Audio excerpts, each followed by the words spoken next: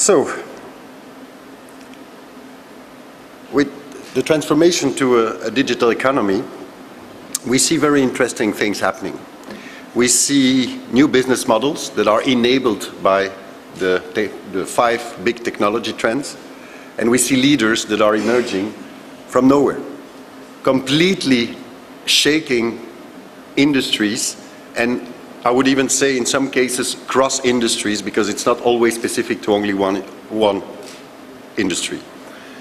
So I'll take a few well-known examples, but if you think that with more than 200,000 drivers, meaning roughly double the size of all the UPS delivery workforce, we have Uber, which became the largest taxi company, who owns absolutely no vehicle.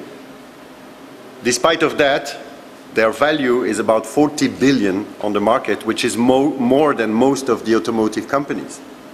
On the other hand, we have Facebook, which is today's largest media on the planet, the most popular media on the planet. They create no content. Airbnb, the second largest, let's say, accommodation group, just after the Hilton Group.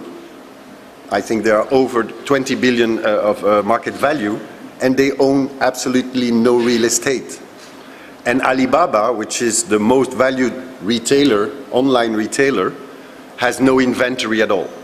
So technology enables new business models that were impossible to do before, and there is no mature industry anymore. If you can't see how your company will be affected, you may be the next that would be hit from behind. For example, if you build parts for cars and you don't anticipate the release of autonomous cars, well, you might have a long-term problem.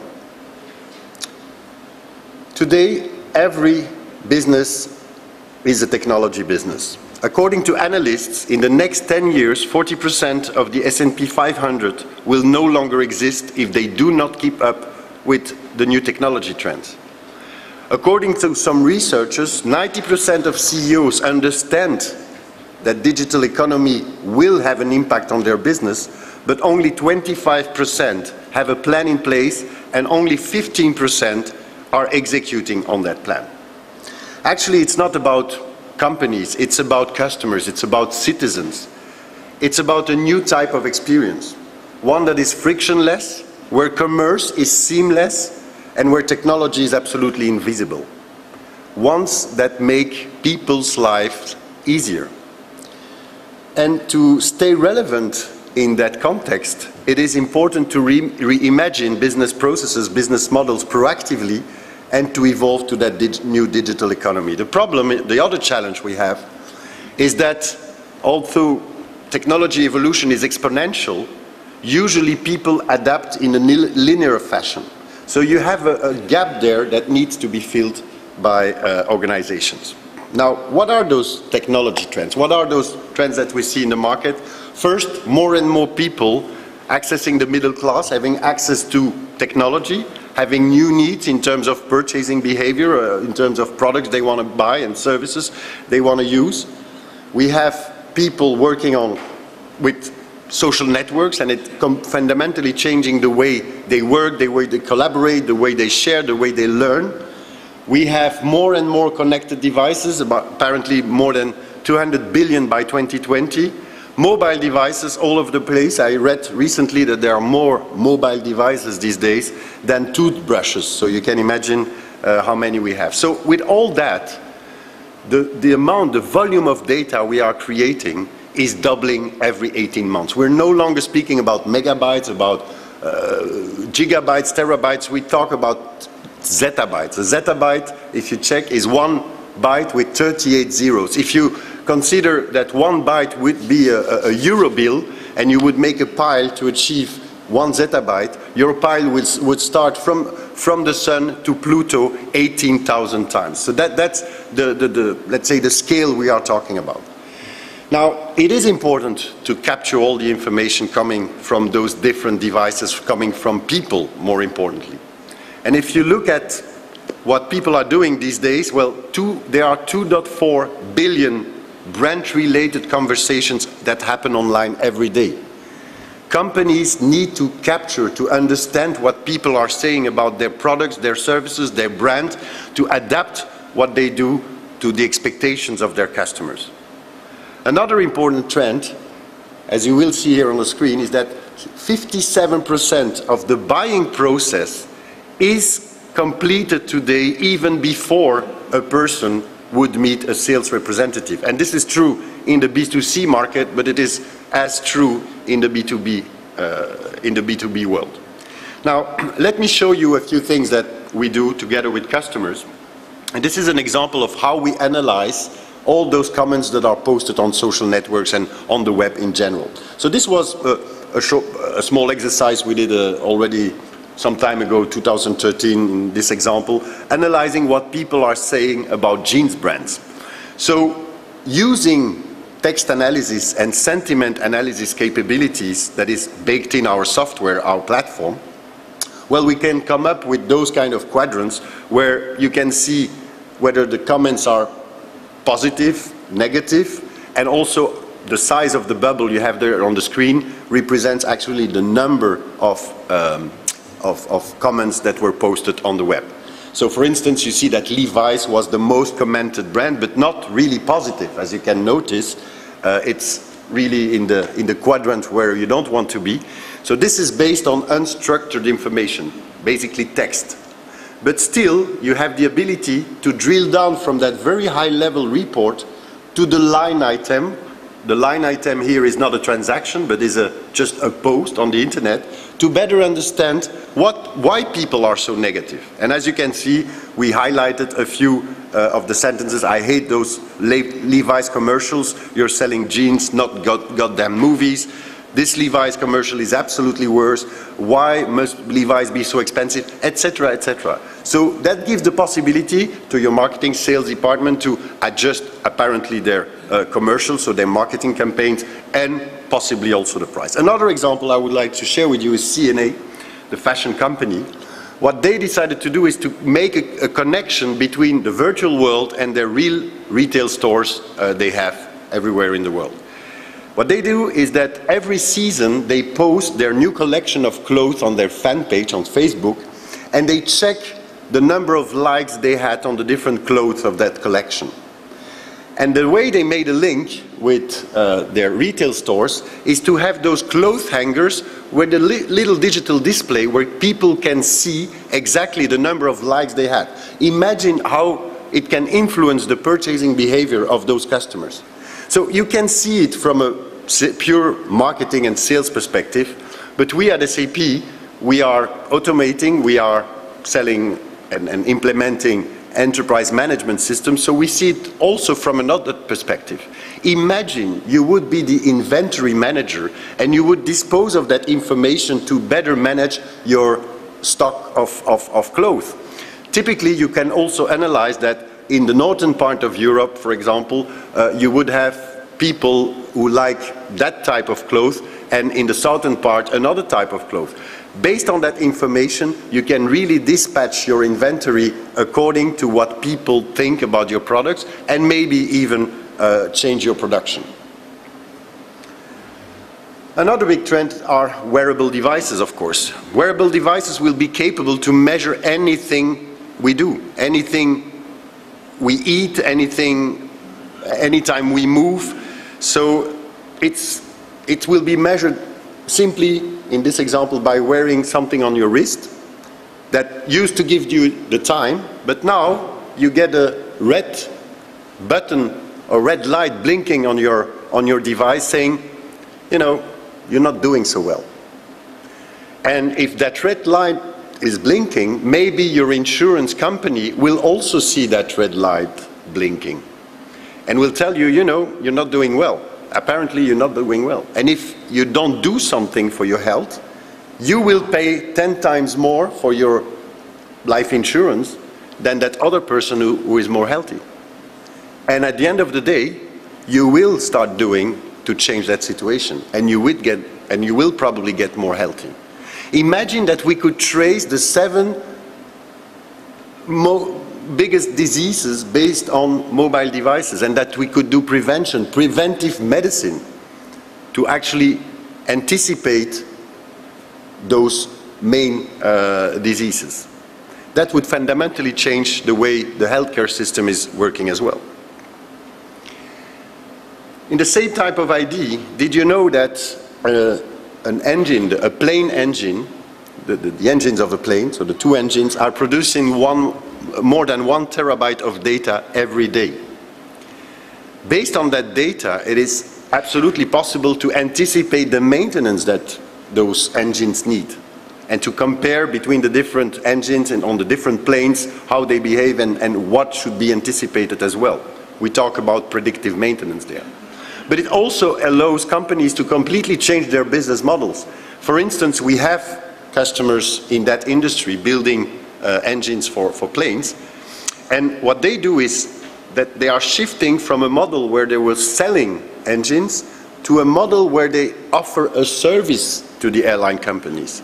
You will pay so much a month, a year, to use our engines, and we will take care of everything. The maintenance, the replacement, the repair, everything. In the insurance world, we also see big changes, and it will change even more when we talk about self-driving cars and autonomous cars.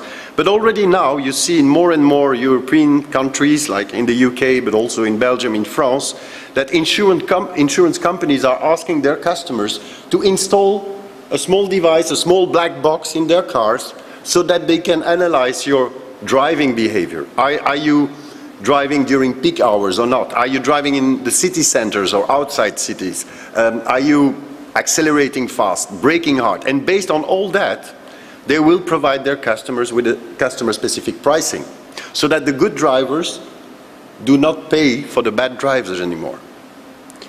So these were a few examples as an introduction, because for the sake of time I have to move on. I could give you plenty of examples.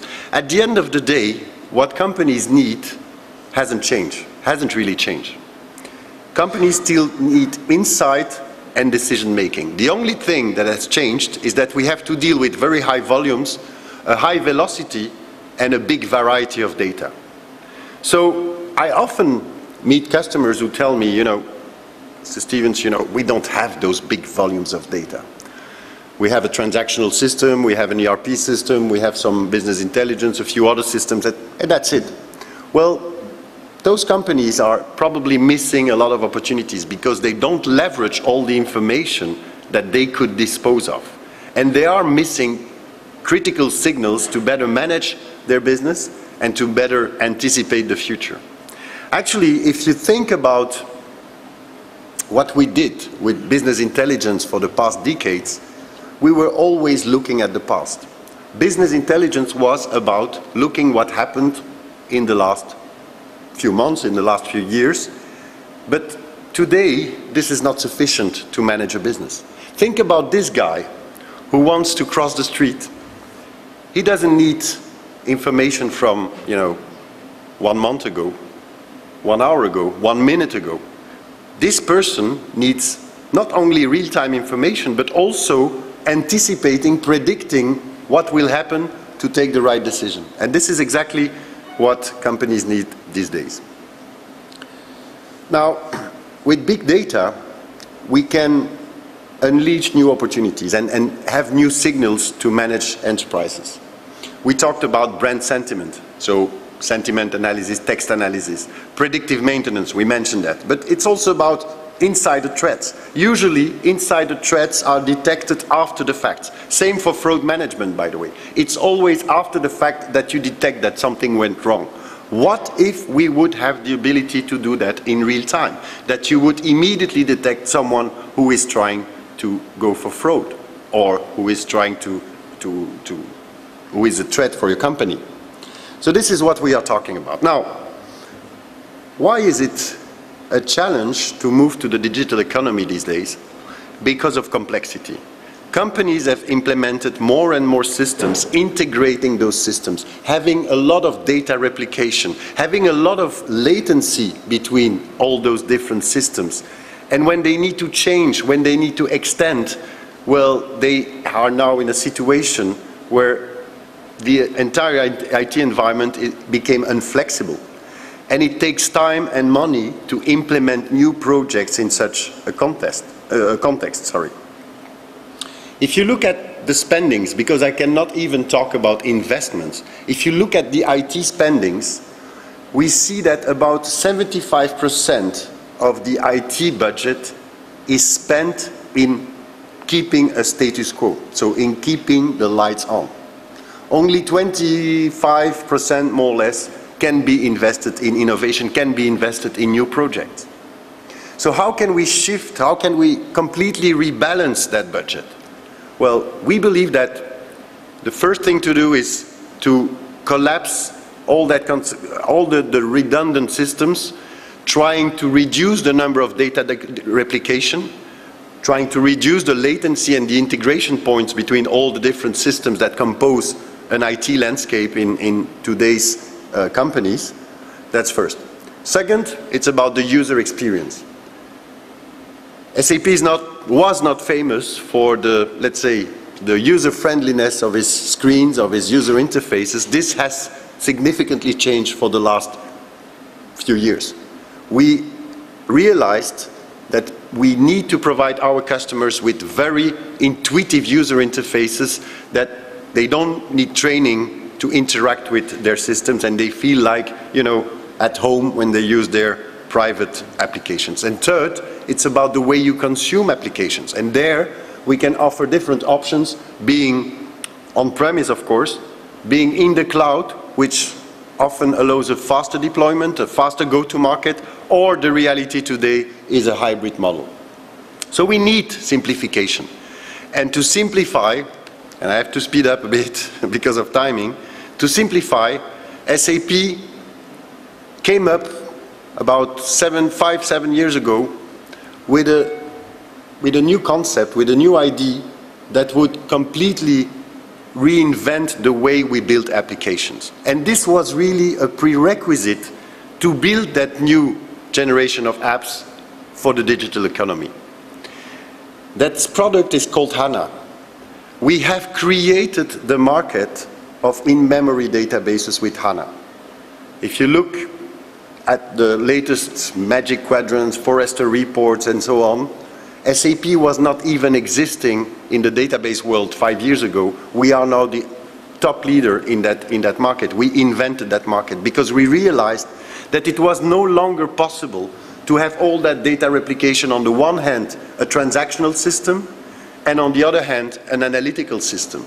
So the in-memory database that we launched and that we have developed until now merges those two worlds, the OLAP world and the OLTP world, so that we don't need any replication anymore. We don't have any latency anymore. If you look a little closer to that platform, you realize that it's not only merging OLTP and OLAP, it's also about avoiding redundancy of data. It's about compressing data, large volumes of data that can be compressed in memory and processed in a much faster fashion. You know that processing data in memory, if you have all that data that is stored there in the RAM memory of a computer, of a machine, of a server, is about 1 million times faster than a hard drive. And considering that the prices of the RAM memory are decreasing, well, you see that, that actually we reach also from a total cost of ownership that we can offer, well, a very valuable solution. Now, it's not only a database that is important, it's a platform, an application platform. And that application platform, to avoid, again, redundancy, should include a lot of services. So in that same platform, you have services like geospatial, like predictive, like text analysis, as we mentioned before, data modeling, all that to have all the services you need when building applications, not only when we build the applications like our ERP, for instance, or our business suite, but when our partners, our startup companies and our customers want to build applications on top of that platform, they can use all those services that are baked in the platform and avoiding, again, that complexity of using a an external predictive tool, using a geospatial tool that is external, another text analysis tool, where you again start to build the spaghetti and have to replicate data and also have latency between all that. I would like to share with you an example of one of the 2,000 startup companies that have decided to build their software on top of our platform. I'm from Belgium, so beer is important to us, so I took that example. We have 2,000 of those startup companies, but this is a nice example because it's really combining different concepts. First, we can call it, to a certain extent, the Internet of Things. So what they ask, they're targeting bar tenants or restaurants or pubs, you know, and they actually offer that to big brewers or you know, to the Coca-Colas of this world. And they actually they propose those pub tenants to install a kind of sensor, you know, a sensor on the taps so that they can analyze the consumption of beer 24 hours, 7 days a week, by localization. I talked about the geolocalization services on the HANA platform. This is also available in the cloud. By the way, this is built on the HANA cloud platform, and it allows the brewer, the restaurant, the big beverage companies to really analyze the trends of consumption of their products. Actually, by using predictive analysis, it is now possible to tell that pub tenant, you know, if you do a happy hour every Tuesday between 18 p.m. and 20 p.m., our prediction is that you will increase your turnover by 18%. Or you can easily launch a marketing campaign, as we will see in a second. And I just need 1 minute, one more minute. I see that my time is up, but I finished that demo and I'm done. Here I would like to launch a new marketing campaign. I select my region, the type of campaign, on which dates, I send it. My customers immediately get well, a promotion on their mobile device. They show it to the pub tenant and they get, for example, the second drink for free. So this is the type of software that is leveraging the HANA Cloud Platform, having real-time analytics, having the possibility to use plenty of services, being text analysis, geospatial, predictive, all those things we discussed during the presentation. And if I can give you a message to close my presentation, it is to reduce the complexity in your IT shops. See how we can help with our digital framework to realize that simplification and to be ready for the digital economy. That was it for me. I would like to thank you for your attention. We are here around. If you have any question, my colleague Martin and myself are here around. If you have any more technical question, I would be pleased to answer them. Thank you very much for your attention and your time. Thank you.